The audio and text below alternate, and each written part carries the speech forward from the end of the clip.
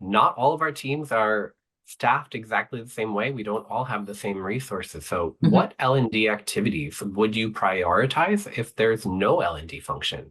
Only one L&D advisor with little budget for corporate actions and 500 people in scope.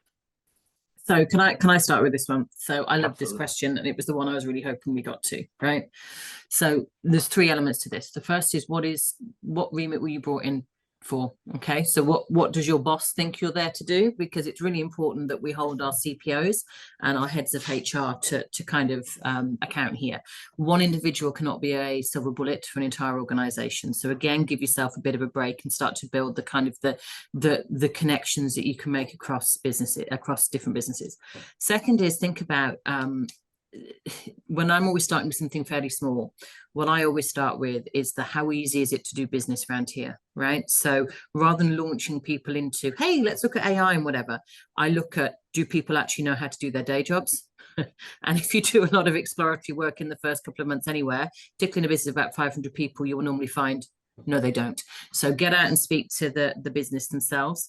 And then also start to think about that differentiation, as I've talked about before, between technical skills, business skills, and what I would call soft skills, because it may well be that what the business is crying out for is soft skill support, which is kind of what Aperian does, versus technical upskilling, which is a lot of what Brad was talking about in terms of the consultancy world. So that I diagnostic, and earn the trust of the people in your business without taking the entire responsibility for all of their learning, because that is not your job. It's to set the tone of the organization, not to ensure everybody has access to an Excel learning spreadsheet. Okay. Brad, anything that you would say around that? Yeah, absolutely. I would totally echo all that. And I think also it's how do you start to build a network within the organization? Because I think one of the things that has always inspired me is finding people who are in the business who are passionate about developing others. And they will put in, for most, especially in a small organization, it's going to be an off the side of their desk kind of activity, but you can engage them to help, kind of create content, to facilitate learning, to be kind of that, your eyes and ears out there. And there are people out there who, they love to share what they know.